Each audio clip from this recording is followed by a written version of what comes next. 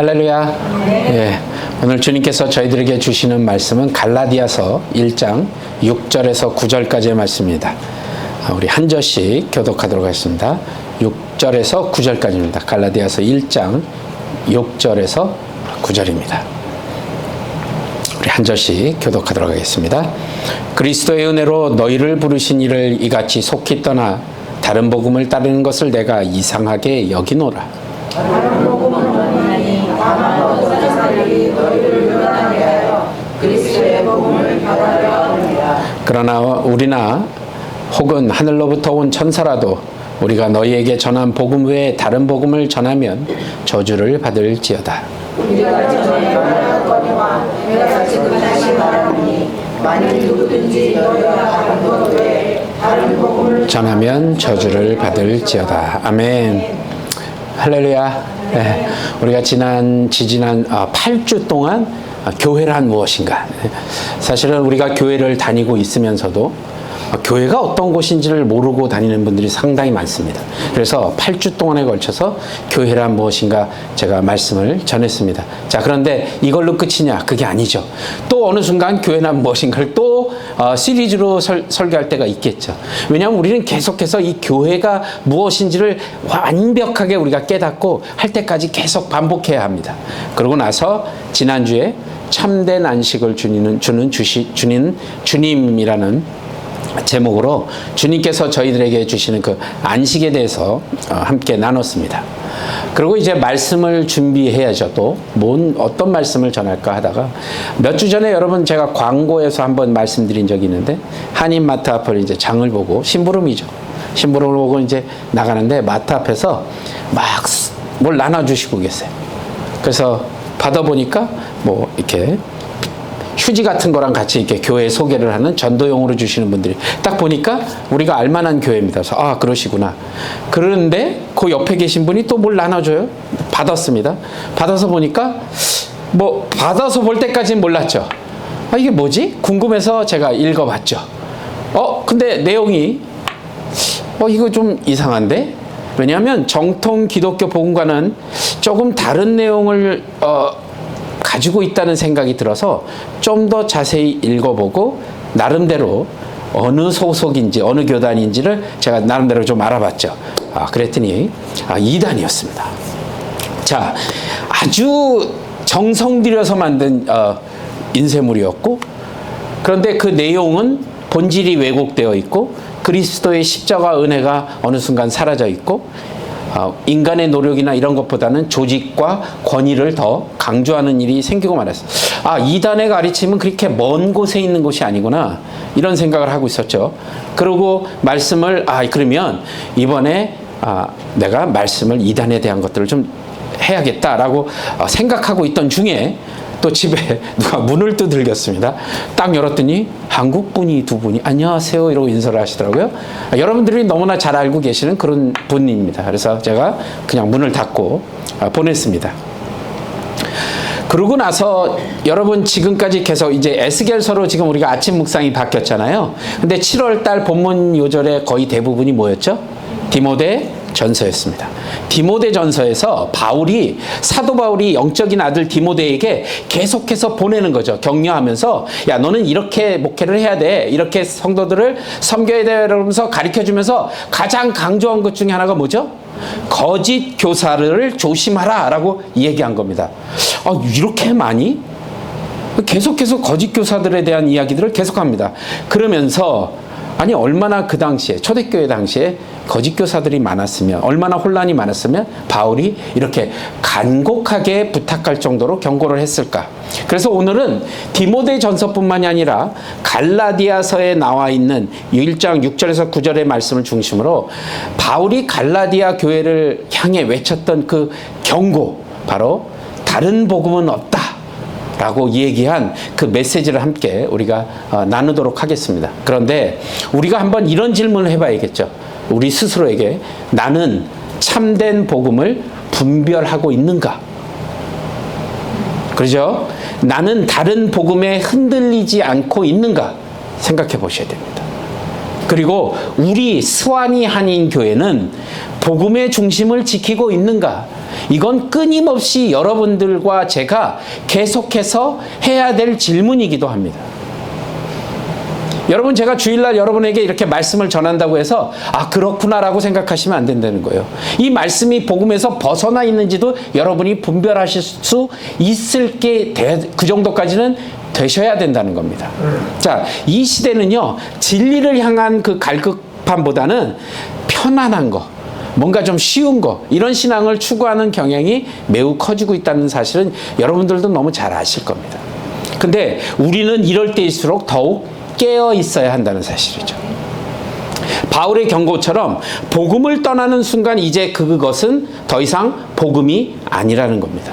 오늘 말씀을 통해서 참된 복음의 본질이 무엇인지, 그리고 다른 복음을 어떻게 우리가 구별할 수 있는지, 이런 거를 대해서 살펴보는 시간을 가지려고 합니다. 왜냐하면 여러분, 지금 이 시대가 어느 때보다도 다양한 목소리들이 나오죠. 인터넷만 켜면요, 유튜브만 보면요, SNS만 보면요, 수많은 것들, 여러분 카톡이요, 굉장히 유용하게 쓰이잖아요. 우리가 서로 연락을 주고받고 하는데, 그런데 어떤 이슈가 생겼을 때 여러분 날라오는 카톡의 내용들을 보십시오.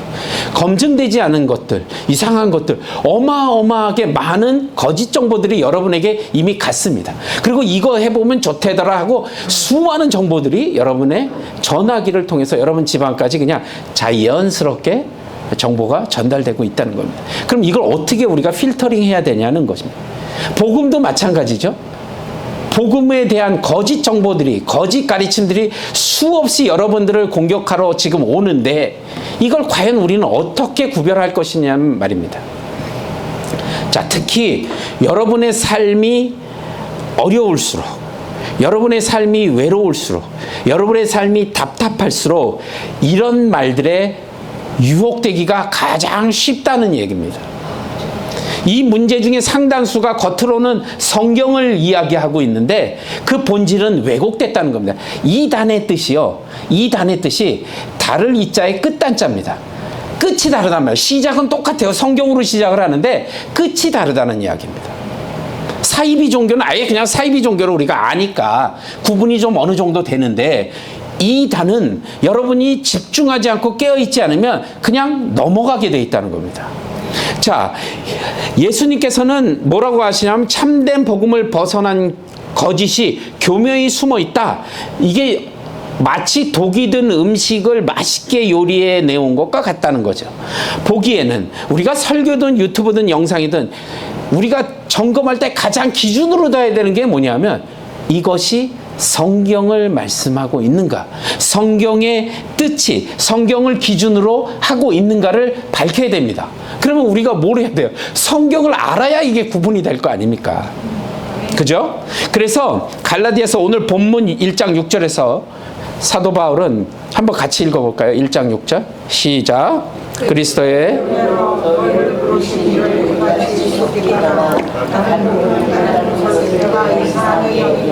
자, 사도 바울이요, 속히 복음에서 떠나 다른 복음을 따르는 것을 이상하게 여긴다, 이렇게 얘기했거든요. 자, 이상하게 여긴다는 그냥 단순히 의외네 라는 얘기가 아니라 깊은 충격과 놀라움을 표현하는 말입니다. 자, 왜 바울이 이 정도로 놀랬냐면요, 갈라디아 교회는 바울이 직접 복음을 전하여 세운 교회입니다. 바울이 세운 교회예요. 그래서 그들이 얼마나 복음을 듣고 감격하고 예수님을 믿기로 결단하고 예수님을 믿고 구원을 받았는지 이미 바울은 알고 있잖아요. 제가 여러분들 한 사람 한 사람 아는 것처럼 바울이 이미 다 알고 있는 사람들이었는데, 어느 순간 바울이 떠난 지 얼마 되지 않아서 뭐라고요? 벌써 다른 복음을 따라가고 있다. 그냥 신학적인 오류가 아니라 이건 영적인 배반이고 주님의 몸된 교회를 무너뜨리는 심각한 죄를 범하고 있는 그런 것을 보았다는 겁니다. 사도 바울이요. 그래서 바울이 8절에는 심지어 뭐라고 얘기하냐면, 하늘의 천사가 와서 다른 복음을 전해도, 심지어 그게 천사라도 다른 복음을 전하면 너희들 저주를 받을 것이다, 이렇게 얘기합니다. 이게 얼마나 강력한 표현인지 아십니까? 바울은 자신이나 다른 사도들, 심지어 하늘의 천사라도 복음을 왜곡한다면 저주를 받을 것이라고 얘기한 겁니다. 복음의 순수성이 그만큼 중요하다는 뜻을 말하고 있죠. 오늘날 우리에게도 똑같은, 제가 이렇게 많이 경험하고 있는데 이단이나 아니면 사이비 종교들에 대해서 이만큼 오픈된 상태에서 살고 있는데 여러분이라고 다르겠냐는 겁니다. 똑같다는 거죠. 자, 그래서 우리에게도 동일한 경고를 지금 하고 계신 겁니다. 진리에서 벗어나지 말라, 다른 복음을 따르지 말라.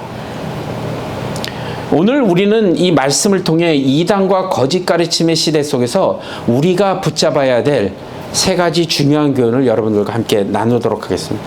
이 은혜 가운데 나아가는 저와 여러분이 되시길 바랍니다. 아멘. 자, 첫 번째 교훈은 뭐냐면요, 참된 복음의 본질을 분명히 알아야 합니다. 뭐라고요? 참된 복음의 본질을 분명히 알아야 합니다.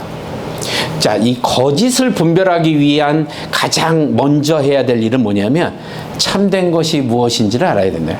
자, 은행에서요, 위조 지폐를 구별하는 사람들을 훈련을 시킬 때 뭘 먼저 시키냐면 이게 가짜라고 설명을 하지 않고요, 진짜부터 먼저 알려줍니다. 진짜를. 그래서 직원들이 위조 지폐를 분석하기 전에 진짜 돈의 질감, 진짜 돈에 숨겨진 고유한 문양, 이런 것들을 다 반복해서 익히고 나면, 가짜를 딱 들이대면 진짜와 딱 구분이 되는 거죠. 그러니까 미리 우리가 복음의 본질을 깊이 깨닫고 있어야 한다는 얘기입니다. 이게 없으면 가짜가 들어와도 우리가 구분을 할 수가 없다는 거예요. 그 오류를 즉시 알아차릴 수 없을 것이라는 거죠. 그게 우리가 지금 그러는 겁니다. 바울 사도는 갈라디아서 전체를 통해서 이 핵심을 얘기하고 있는 겁니다. 그러면 참된 복음이 뭐냐? 그것은 바로 하나님의 은혜로 말미암는 구원입니다. 우리의 행위나 노력이나 어떤 조건 없이 오직 예수 그리스도의 십자가와 부활을 통해 우리에게 주어지는 하나님의 선물이라는 겁니다.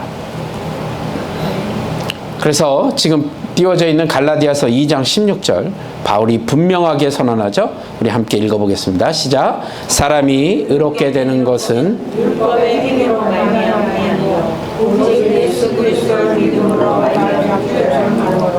우리도 그리스도 예수를 믿나니 이는 우리가 율법의 행위로서가 아니라 이 그리스도를 믿음으로써 의롭다함을 얻으려. 아멘. 자, 이 말씀은 우리가 죄에서 벗어나 의롭다 여겨지는 것은 율법을 지키는 행위, 즉 우리의 노력으로 되는 것이 아니라 뭐라고요? 오직 예수 그리스도를 믿는 믿음을 통해서만 가능하다. 지금 이 얘기를 하고 있습니다. 그러니까 우리 스스로의 힘으로는 결코 뭐요? 하나님 앞에 설 수는 없지만 예수 그리스도를 믿음으로 그분의 의가 우리에게 덧입혀져서 하나님과의 올바른 관계를 맺게 되는 것입니다. 이게 바로 복음의 핵심입니다. 우리가 구원받는 것은 우리의 착한 행실이나 아니면 공로 때문이 아니라는 거예요. 오직 예수님께서 우리를 위해 십자가에 죽으시고 부활하신 그 은혜의 사건을 믿음으로 받아들일 때 여러분이 구원을 얻으시는 거라. 우리의 구원은 전적으로 그리스도의 공로와 은혜에 달려 있다는 사실을 절대로 흔들려서는 안 된다는 얘기. 그런데 갈라디아 당시의 교회에 침투한 거짓 교사들이 강조한 게 뭐냐? 바로 플러스입니다. 더하기. 알아. 그래. 예수 그리스도를 믿는 거, 구원받는 거 맞아. 그런데 그것만으로는 좀 부족하고 플러스, 예수 믿는 것도 중요한데 플러스 구원을 얻기 위해서는 그 당시엔 뭐를 강조했냐면 할례를 받아야 돼. 이렇게 된 겁니다. 예수님을 믿으면 안 돼가 아니에요. 그 믿음으로 구원을 받는 거 아니야. 이렇게 얘기를 안 했다니까요. 그래 맞아. 너희들이 얘기하는 거. 그런데 플러스 구원을 받으려면 할례를 받아야 돼. 플러스를 얘기한 겁니다. 더하기. 그리고 율법의 이런 모든 조항들을 지켜야 돼. 이렇게 얘기한 겁니다. 그러니까 겉으로 보면 되게 그럴듯하고 합리적으로 보이죠. 마치 완벽한 요리를 준비했는데 거기다 향신료 하나 좀 더 붙는 것, 이렇게 보일 수도 있다는 겁니다. 그런데 바울의 주장은 단호하게 뭐라고 얘기했어요? 다른 복음은 이라고 딱 규정을 해버립니다. 그건 다른 복음이야. 라고 경고를 한 겁니다. 복음에 여러분 중요합니다. 복음에 그 어떤 것을 더하는 순간, 플러스를 하는 순간 그것은 더 이상 복음이 아닙니다, 여러분. 맑고 깨끗한 물 가운데 단 한 방울이라도 독극물이 들어가면 그 물은 더 이상 생명을 유지하는 물이 아니라 우리의 생명을 위협하는 도구로 변질된다는 사실입니다. 이와 마찬가지로 복음에 인간에 대한 행위나 조건을 더하는 순간 그것은 순수한 복음이 아니라 우리를 멸망으로 이끄는 독이 된 복음이 되는 것이죠. 오늘날도 이러한 거짓 가르침을 다양한 형태로, 정말 우리가 상상도 하지 못하는 다양한 형태로 우리 주변에 파고드는 거죠. 어떤 사람은 예수님을 믿는다고 하면서도 어떤 특정한 교회에 가야 네가 출석을 해야 구원을 받을 수 있어. 아니, 너 예수님 믿는 거는 무조건 이런 신비한 체험도 좀 해야 되고 그런 체험이 없으면 너는 구원을 받을 수 있는 게 아니야 라고 얘기하죠. 예수님을 믿되 어떤 특정한 날짜나 내가 특별한 세례의 방법으로 너희들이 그렇게 받아야만 구원을 얻을 수 있어. 그러니까 뭔가 복음에 플러스 조금씩 덧대는 겁니다. 근데 성경은 우리에게 분명히 가르치죠. 뭐라고요? 구원은 오직 예수 그리스도를 믿는 믿음을 통해서만 받는 하나님의 선물이라는 겁니다. 근데 왜 자꾸 뭘 집어넣냐고요? 그런데 우리의 욕심이 뭔가 하나를 덧붙여야 될 것 같은 느낌이 든다는 거죠. 그걸 교묘히 파고드는 겁니다. 에베소서 2장 8절과 9절에 다음과 같이 선언합니다. 제가 8절, 여러분 9절 읽겠습니다. 너희는 그 은혜에 의하여 믿음으로 말미암아 구원을 받았으니 이것은 너희에게서 난 것이 아니요 하나님의 선물이라. 내게서 난 것이 아니니 이는 누구든지 자랑하지 못하게 하며. 아멘. 보세요. 우리의 구원은 우리의 행위나 노력에서 비롯된 것이 아니라 전적으로 하나님의 은혜로 말미암아 받은 선물이라고요. 그러니까 그냥 공짜로 받은 거기 때문에 자랑하지 못하는 겁니다. 그 공로를 자랑할 수 없게 만드신 거예요. 그러므로 우리는 이 복음을 마음속에 깊이 새겨 넣어야 한다는 겁니다. 우리가 구원을 받은 것은 우리가 남들보다 더 잘나서 우리가 좀 더 많이 배워서 우리가 어떤 특정한 인종이어서가 아니라 오직 하나님의 그 헤아릴 수 없는 은혜 덕분이라는 사실을 여러분들이 잊어서는 안 된다는 겁니다. 우리가 천국에 들어가는 것은 우리가 세상에서 선한 일을 많이 해서가 아니라 예수님께서 우리를 위하여 십자가에서 고통스럽게 죽으시고 영광스럽게 부활하셨기 때문에 그런 겁니다. 그것을 믿는 것. 이 놀라운 진리를 굳게 붙잡고 어떠한 거짓 가르침에도 흔들리지 않는 믿음의 사람들이 되시는 저와 여러분이 되시길 바랍니다. 그러므로 참된 복음의 본질을 분명히 아시는 저와 여러분이 되시길 바랍니다. 자, 두 번째는요. 그러면 참된 복음의 본질을 우리가 분명히 알았으니까, 자, 두 번째는 뭐요? 거짓 복음의 특징을 분별해야죠. 자, 참된 복음을 깨닫는 것과 더불어 거짓 복음의 특징을 예리하게 분별할 수 있어야 됩니다. 자, 오늘 본문 1장 7절에서 다른 복음은 없나니 다만 어떤 사람들이 너희를 요란하게 하여 그리스도의 복음을 변하려 함이라. 자, 여기서 요란하게 하여라는 그 표현, 이 표현이 헬라어 원어에 보면 타라소라는 단어를 썼습니다. 단순히 그냥 소란을 일으키는 것을 넘어서 마음을 혼란스럽게 하고 평안을 깨어뜨리고 영혼을 뒤흔드는 행위를 의미합니다. 그러니까 거짓 가르침의 특징이 뭐냐면 달콤합니다. 일단 달콤해요. 그리고 그 본질을 사람들의 마음속에 의심과 불안을 자꾸 심어줍니다. 그러니까 아닌 것 같다는 느낌이 들죠. 그 느낌이 드는 순간 집요하게 그것을 파고듭니다. 참된 믿음에서 멀어지게 만드는 그 파괴적인 힘을 가지고 있다는 거죠. 우리 안에 의심과 불안을 툭 던져놓는 거예요. 자, 그러면 어떤 거짓 복음은 어떤 특징을 갖고 있냐는 건, 이 아주 교묘하게 위조가 된 지폐처럼 겉으로 볼 때는 멀쩡해 보이고 멀쩡한데 자세히 보면 결함이 드러나는 것처럼. 여러분, 지금 100불짜리 여러분들한테 위조 지폐 주면 우리 눈으로는 구별이 잘 안 됩니다. 근데 왜 안 될까요? 뭐가 진짜인지를 아직 모르시잖아요. 뭐가 진짜인지를 알아야 거짓을 구별할 수 있다는 겁니다. 자, 근데 이제 거짓을 구별하는 것들이 많이 나와 있어요. 우리 캐시어 볼 때 왜 막 이제 주인 뭐 사인펜도 그어보고 뭐 햇빛에다도 비춰보고 디자인이 요즘은 더 복잡해졌어요. 자, 이런 것들은 특징이 있단 말이죠. 거짓 복음의 특징.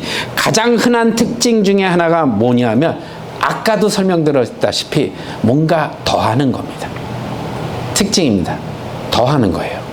그래서 참된 복음은 그리스도의 은혜로만도 충만하다고 선언하지만 거짓 복음은요, 끊임없이 뭔가 다른 요소를 요구하는 겁니다.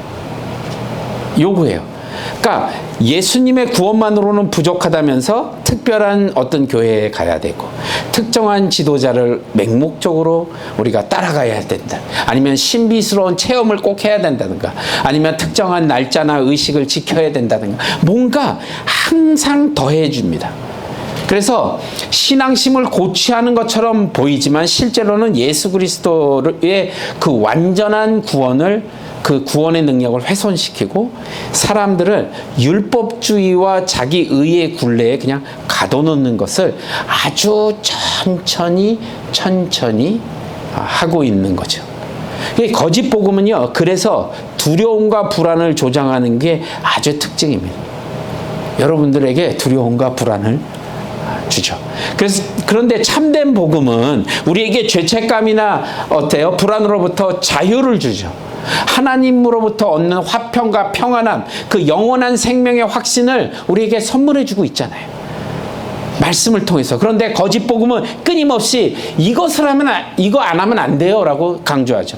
저것을 지키지 않으면 구원을 받을 수 없다고 얘기합니다. 아주 강압적인 메시지를 통해서 사람들을 두려움에 떨게 만들죠. 이런 두려움은 건강한 믿음을 성장시키는 대신에 맹목적으로 순종하게 만들고요. 통제에 의존하게 되고요. 그리고 결국은 영적인 무기력증에 빠지게 된다는 겁니다. 여러분 뉴스 같은 데 보세요. 이단에 빠져서 엄마 아빠가 찾아가서 데리고 오려고 해도 안 간대잖아요.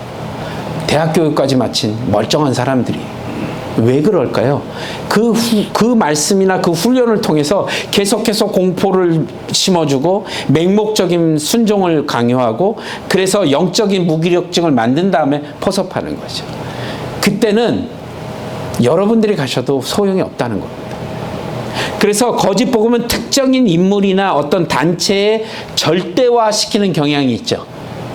그럼 보시면 알잖아요. 예수 그리스도보다 특정 지도자나 교회를 더 중요하게 여기도록 만들고 있습니다. 그죠? 그들의 권위에 맹목적으로 강요하죠. 순종하도록. 우리 교회만이 참된 교회다. 우리 지도자만이 하나님의 말씀을 정확하게 해석할 수 있다. 이런 얘기를 자꾸 하는 겁니다. 그래서 폐쇄적인 공동체를 형성하게 되고 그러니까 집 팔고 재산 다 팔아서 저기 어디 뭐 섬에 가서 산다고 그러고 나가고 이렇게 되는 겁니다. 외부의 비판이나 다른 의견은 절대 용납하지 못합니다. 이러한 절대와 개인의 자유로운 판단과 비판적인 사고의 능력을 억압해버리고 집단적인 맹신으로 이어질 수 있는 위험이 아주 크다는 거죠. 근데 더 심각한 건요. 사실 제일 심각한 문제는 거짓 복음이 성경을 왜곡한다는 겁니다. 하나님의 말씀을 왜곡하는 거예요. 성경 외에 다른 권위를 주장한다는 겁니다. 성경으로는 부족하다는 거예요. 그래서 자기들이 만들어 놓은 교재 같은 거를 통해서 자꾸 이상한 복음을 집어넣는 겁니다. 그러니까 자꾸 뭘 만들어요. 자기들만의 교리를 만들게 되는 겁니다. 성경 말씀을 자의적으로 해석해서 자신의 주장을 정당화 만들 수 있게끔 짜집기를 하는 거죠. 앞뒤 문맥의 상황은 전혀 생각하지 않고 그 말씀만 떡 떼어다가 자기 위주로 말씀을 해석하고 나면 여러분 듣다 보면요 그럴듯합니다. 그냥 홀라당 넘어갈 수 있을 정도가 돼버리는 거죠.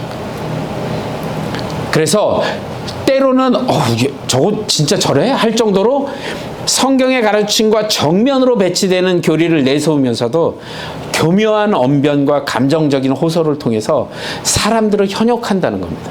근데 더 심각한 건 여기에 넘어가는 사람들이 있다는 거예요. 이런 성경 왜곡은 결국 복음의 진리를 변제시키고 사람들을 그릇된 길로 인도하는 결과로 초래한다는 거죠. 그래서 거짓 복음은 특별히 또 강조하는 게 뭐냐면 물질적인 축복이나 현세의 성공을 지나치게 강조한다는 겁니다. 신앙을 마치 하나님을 믿는 것이 나의 성공과 나의 번영을 위한 수단으로 전락을 시켜버리는 거예요. 예수 믿으면 돈 잘 벌어. 너 100일 기도하면 이런 거 받을 수 있을 거야. 예수님을 믿으면 부자가 된다. 교회 헌금을 많이 하면 병이 낫는다. 하나님을 따르면 사업이 번창한다. 뭐 이런 아주 개인적인 그런 메시지를 자꾸 얘기하죠. 근데 이 메시지가 가난과 질병, 실패와 고통을 의미하는 것들도 관과해버리고 신앙의 세속적인 욕망만을 충족시키는 도구로 전락을 시키는 아주 심각한 오류를 범하고 있다는 사실입니다. 여러분, 이런 특징들이 보인다면 조심하셔야 됩니다.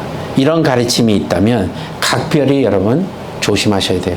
여러분이 보고 계신 그 인터넷이나 유튜브나 어떠한 책이든 간에 그래서 아무리 달콤하고 매력적으로 들린다 하더라도 아무리 놀라운 기적을 체험을 제공한다 하더라도 거기 갔더니 뭐 안전 사람이 일어나서 걸었대 라고 얘기하는 어떤 능력의 체험을 제공한다 하더라도 그것이 순수한 복음에서 벗어난 것이라면 결국 우리를 종국에는 멸망으로 이끌어가게 된다는 사실을 여러분이 기억하셔야 합니다. 특히 오늘날처럼 이렇게 인터넷이 발달되어 있는 유튜브나 인터넷을 통해 거짓 가르침을 아주 교묘하게 퍼져나가는 시대에는 우리가 더욱더 깨어 있어야 한다는 사실입니다. 그러니까 여러분들이 매일매일 깨어 기도하시고 말씀 읽고 말씀을 묵상하며 계속해서 방어를 하셔야 된다는 의미입니다. 여러분, 제가 지금 계속해서 우리 오후에 큐티 훈련 지금 하고 있잖아요. 왜 큐티 훈련을 하고 있는 거죠? 제가 여러분들에게 왜 큐티 훈련을 하고 있는지 아십니까? 습관을 들이시는 겁니다. 내가 말씀을 묵상하는 이건 훈련입니다. 성경 공부를 하기보다도 훈련을 하는 거예요. 말씀을 내 삶 가운데 매일매일 받고 그 말씀을 듣고 그 말씀을 따라 행할 수 있는 훈련을 지금 여러분들이 하시는 겁니다. 이걸 게을리하게 되면 바로 외부에서 공격이 들어오게 되고 내가 방어할 수 있는 힘이 없어지는 것이죠. 왜요? 내가 말씀으로 그것을 방어해야 될 때인데 우리가 한눈으로 구별할 수 있는 것들은 저나 여러분이나 다 막을 수 있죠. 근데 교묘히 들어오는 것들은 말씀으로 막지 않으면 우리 삶이 피폐해질 수밖에 없다는 사실을 여러분 기억하셔야 됩니다. 매일매일의 삶 가운데 그런 주님의 인도하심을 따라 성경을 중심으로 영적인 분별력을 키우시고 성령의 인도하심을 구하고 거짓 가르침으로부터 우리 자신을 굳건히 지켜나가는 저와 여러분이 되시길 바랍니다. 자, 마지막으로 오늘 꼭 기억하셔야 될 것은 복음의 순수성을 지키기 위해 뭐 해야 된다고요? 싸우셔야 돼요, 여러분. 그냥 구경만 하시면 안 돼요. 싸워 물리치셔야 됩니다. 이 복음의 순수성을 지키기 위해서요. 갈라디아서 1장 8절 9절에는 저주를 받을지어다라고 얘기했잖아요. 이 강력한 경고를 2번이나 반복한 건 뭐냐면 이 싸움이 얼마나 중요하고 시급한 일인지를 그 당시에도 얘기했고 지금 앉아있는 우리에게도 동일하게 말씀하고 계시는 겁니다. 이건 단순히 신학적인 논쟁이나 의견 차이를 여러분 넘어서 영혼의 생명이 걸린 치열한 영적 전쟁이라는 겁니다. 거짓 복음은 달콤한 속임수로 때로는 아주 선한 의도로 포장을 해서 우리에게 다가오죠. 결국에는 사람들을 멸망으로 이끌어가는 그런 무서운 결과를 초래한다는 사실입니다.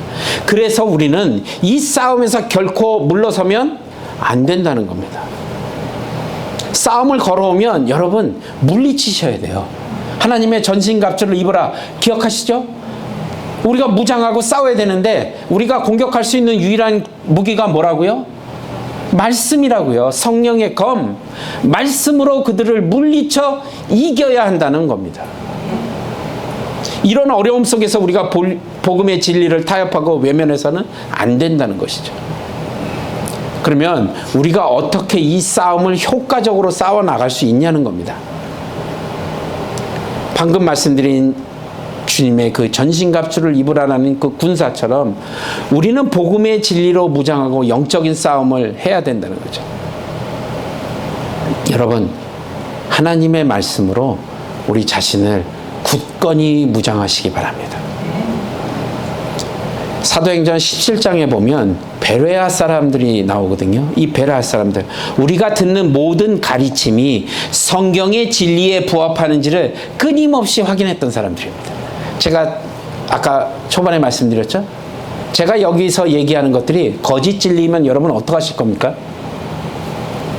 여러분이 구분을 못하면, 그죠? 깨어 있어야 된다는 말입니다. 제가 어느 순간 이단의 현혹이 되어서 이단적 진리를 여러분들 매주마다 여러분들에게 선포한다면 여러분들은 어떻게 하실 거냐는 겁니다. 우리의 영이 망가지는 겁니다. 우리의 삶이 망가지는 겁니다. 그러려면 우리가 날마다 기도로 하나님의 지혜와 분별력을 구하면서 나가셔야 된다는 겁니다. 그 말씀으로 무장해야 한다는 겁니다.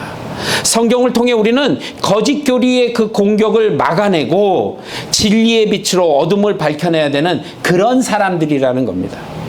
우리 솔직하게 한번 얘기해 보죠. 여러분, 하루에 말씀을 얼마나 읽고 계십니까? 주님의 말씀을 얼마나 듣고 계십니까? 주님의 말씀대로 얼마나 삶을 살려고 노력하고 계십니까? 교회를 10년, 20년, 30년, 40년, 50년을 다녀도 그것이 안 된다면 여러분, 우리의 삶이 이제는 바뀌어야 될 때라는 겁니다. 여러분, 바뀌셔야 돼요. 어떤 분이 저한테 물어보셨어요. 목사님, 우리 저기 큐티 언제까지 하는 겁니까? 여러분의 삶이 변할 때까지요. 언제까지인지는 저도 모르겠습니다. 저희 집에 지금 여러분들에게 가르쳐주고 싶은 성경 공부 교재가 한 30권 될 겁니다. 이거를 여러분들에 알려주기 전에 여러분의 삶의 기준이 말씀으로 일단 변화해야 된다는 겁니다. 이거 갖고 있어봐야 뭐합니까? 이건 마치 우리 집에 성경책 100권 있다? 그게 무슨 의미가 있냐고요, 여러분. 우리 집에 1000년 된 옛날 오리지널 성경이 있어요. 너무 좋아요. 그게 무슨 상관이냐고요, 우리에게. 우리의 삶이 변하지 않는다면, 우리의 삶이 말씀대로 가지 않는다면, 우리가 매일, 여러분들 매일매일 삶 가운데 24시간 가운데 1시간도 하나님 주님 앞에 우리가 말씀을 읽는 시간이 없다고요? 거짓말 하지 맙시다. 우리 솔직하게 여러분의 삶이나 제 삶이나 뭐 거의 똑같잖아요. 우리들의 삶은 24시간 정해진 시간이 딱 정해져 있는데 우리는 얼마나 하나님의 말씀을 배우기 위해서, 하나님의 말씀을 듣기 위해서, 하나님의 말씀을 알기 위해서 얼마나 노력하고 계시냐는 겁니다. 우리 삶이 바뀌어야 된다는 겁니다. 그래서 정말로 건전하고 성숙한 교회 공동체 안에서, 그래서 여러분들에게 제가 꾸준히 말씀드리는 겁니다. 여러분 참여하셔서 말씀으로 삶을 바꿉시다. 이거는 교회가 10,000명이 모이는 교회든 10명이 모이는 교회든 동일하게 해야 될 일인 겁니다. 그래서 우리가 그 진리를 분별할 수 있을 정도의 영적인 성장이 저와 여러분이 일어나야 돼요. 그저께 우리 아이들이랑 뭐 이렇게 얘기하다가, 아이들은 이중 언어를 써야 되니까 영어도 한글로, 그러다가 영어 책, 한글 전도서가 뭐니, 뭐 애들 전도서 이제 찾으려면 이제 한글로 하니까 뭘 찾으려면 한참 걸려요. 헷갈리죠. 당연히 헷갈립니다. 그러니까 애들이 어떻게 하냐면 이제 자기 주일학교 때 했던 그 성경 암송가 있잖아요. 그거 부르면서 이렇게 세봐요. 그러면서 찾아봅니다. 익숙치 않으면 당연히 그럴 수 있죠. 그런데 우리가 실제로 우리 삶 가운데 계속 말씀 가운데 훈련이 돼 있으면요, 금방 찾을 수 있습니다. 그렇잖아요. 주기도문을 끝까지 외우는 거 여러분 얼마나 걸리셨습니까? 지금은 아주 자연스럽게 하지만 처음에 그거 외우는데 제가 얼마나 고생했는지 몰라요. 안 외워져 갖고. 훈련이거든요. 반복입니다. 말씀도 마찬가지죠. 훈련이고 반복입니다. 여러분, 그 대신 우리가 단호하게 거짓을 경고하고 그 마음속에는 그 대신 잃어버린 영혼을 향한 뜨거운 사랑이 우리 가운데 있어야 된다는 겁니다. 아, 너 이러니까 이러고 손가락질 할 것이 아니라 빨리 주님 안으로 돌아올 수 있도록 여러분들이 품어주셔야 됩니다. 사랑으로. 그래서 진리를 전하는 목적이 정죄하거나 비난하는 것이 목적이 돼서는 안 되고요. 사람들을 구원하고 진리 안으로 인도하는데 그 목적이 있어야 한다는 사실입니다. 그래서 이걸 사랑으로 하게 되면, 사랑은 가장 강력한 무기이기 때문에 사랑으로 진리를 전할 때 우리는 사람들의 마음을 열고 그들의 복음의 빛을 받아들일 수 있도록 여러분을 도울 수 있다는 겁니다. 자, 여러분, 우리는 사도 바울의 이 강력한 경고를 통해서 복음의 순수성이 얼마나 소중한지를 우리가 깨달았습니다. 자, 이 시대에 수많은 거짓 복음들이 교묘하게 우리를 유혹하고 있지만 우리에게는 변치 않는 진리, 참된 복음이 있다는 사실입니다. 우리는 행위가 아닌 은혜로 구원을 받았고 무엇보다도 더해야 할 것이 아니라 이미 예수 그리스도 한 분만으로 모든 것이 이루어졌음을 믿습니다. 그러므로 우리는 두려워할 필요가 없다는 것이죠. 우리는 이미 하나님의 자녀이며 천국 시민입니다. 그래서 여러분들이 하나님의 자녀이고 천국 시민에 합당한 그런 삶을 사시길 바랍니다. 자, 이제 말씀을 맺겠습니다. 여러분, 오늘 우리는 사도 바울이 갈라디아서의 말씀을 통해서 복음의 중요성과 순수성을 지키는 게 얼마나 중요한지를 깨달았습니다. 복음은 교회의 기초입니다. 우리의 믿음과 삶의 중심이죠. 그러나 이 시대의 수많은 거짓 가르침들이 진리의 모습을 흐리게 만들고 성도들을 미혹하게 만듭니다. 첫 번째 우리가 기억해야 될 것이 뭐라고 그랬죠? 우리는 참된 복음의 본질을 분명히 참된 복음의 본질을 기억하시기 바랍니다. 구원은 우리의 행위나 노력이 아니라 오직 예수 그리스도의 은혜로 말미암는 사실 여러분 굳게 믿으시기 바랍니다. 두 번째 뭐였죠? 거짓 복음의 특징을 분별해야 된다. 우리는 혼란스럽게 하고 우리를 두려움에 떨게 하는 가르침을 경계해야 할 것입니다. 마지막 세 번째, 복음의 순수성을 지키기 위해 뭐 해야 된다고요? 싸우셔야 된다. 싸움꾼이 되셔야 됩니다. 교회에서 이렇게 얘기하니까 이상하죠? 여러분, 싸움꾼이 되셔야 됩니다. 말씀으로 무정하고 기대로 지혜를 구하고 건전한 교회 공동체 안에서 함께 진리로 여러분들 이것들을 분별해 나가셔야 합니다. 그리고 사랑으로 진리를 전하며 잃어버린 영혼들을 그리스도께로 인도하는 저와 여러분이 되셔야 할 줄로 믿습니다. 복음 안에서 우리는 여러분 자유합니다. 율례의 굴레에서 벗어나 죄와 사망의 권세에서 우리는 이미 해방되었습니다. 그리고 복음 안에서 우리는 든든합니다. 세상의 어떤 유혹과 고난 속에서도 예수 그리스도라는 반석 위에 굳건히 서시는 저와 여러분이 되십시오. 그리고 이 복음을 굳건히 붙잡으시고 날마다 묵상으로 기도하고 성령님의 인도하심을 따르며 주님의 뜻대로 이 복음의 삶을 사는 저와 여러분이 되셔서 영원한 참 기쁨과 평안을 누리는 우리 수완이 아닌 교회의 모든 성도님이 되시길 우리 주 예수 그리스도의 이름으로 간절히 축원합니다. 기도하시겠습니다.